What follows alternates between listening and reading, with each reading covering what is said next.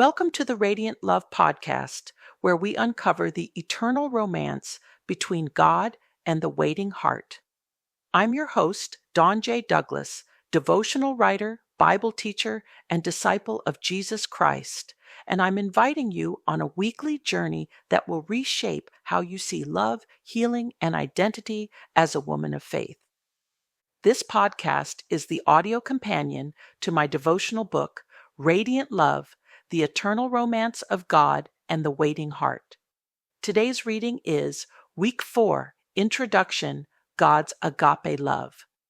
If you'd like to follow along with the full devotional, the companion book, Radiant Love, is available for purchase on Amazon, both in Kindle and in print. So, subscribe, grab your journal, and get ready to be seen, pursued, healed, and made whole. If you find these episodes encouraging to you, would you consider sharing them with a friend? Also, I'd love to hear from you and get your feedback from the lesson. If you feel led, please post a comment. I respond to all comments, and I would be delighted to hear from you. Week 4. Introduction, The Love That Stays, Agape.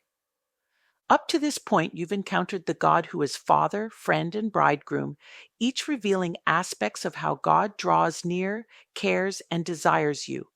But desire alone is not enough.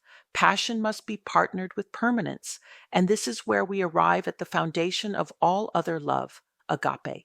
In Greek, agape refers to a love that is self-giving, enduring, and unconditional, not driven by emotion, attraction, or shared benefit. It is the active, covenantal love that gives without asking, stays without demanding, and sacrifices without condition. Biblical foundation. Agape is not abstract, it is incarnate. It takes form in Christ himself. But God demonstrates his own love, agape, for us in this.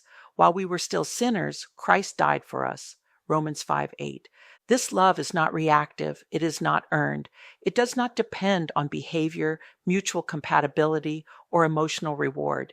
It is initiated by God, secured by blood, and sustained by his faithfulness, not yours. Why this week matters.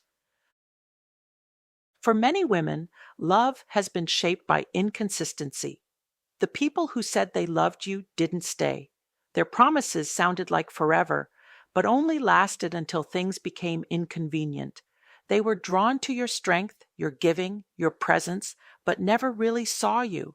And somewhere along the way, you may have started to believe that love is fragile, conditional, and unsafe. But that was human failure, not divine truth. God's love doesn't mirror human inconsistency.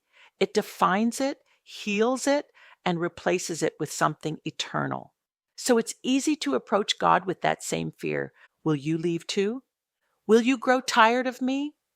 Do I have to keep earning your affection? Agape answers those questions decisively. No, he will not leave.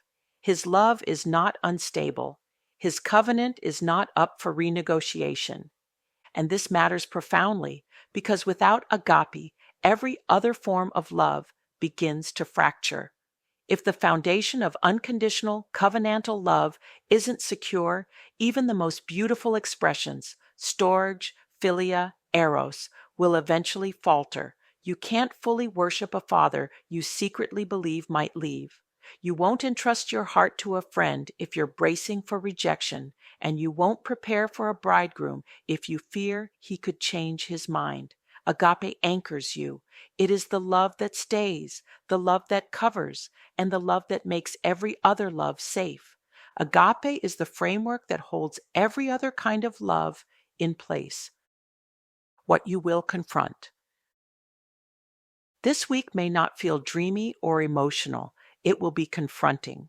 It will challenge your fear of abandonment and expose the ways you've internalized rejection. It will address your doubts about being lovable when you're not performing or producing. It will surface your resistance to being loved without conditions, especially if you've learned to equate love with earning. and it will press on the frustration that builds when waiting stretches long, suffering deepens, or your love feels unreciprocated. But in that confrontation, something sacred will unfold, a deeper encounter with Agape, the love that stays, secures, and sanctifies. But this confrontation, the kind that exposes your need for love and dismantles your defenses, leads somewhere sacred, security. Not a fragile sense of emotional well being, but a steady, covenant rooted confidence that rests in who God is, not in how you feel. In the presence of Agape, you're not asked to perform, prove, or impress. You're asked to receive, to believe that on your worst day, you're still held. On your weakest day, you're still wanted. Agape doesn't withdraw when you struggle, it draws near and keeps you there. Prepare your heart and come back next week for week 4. Day 1, the love that kept you.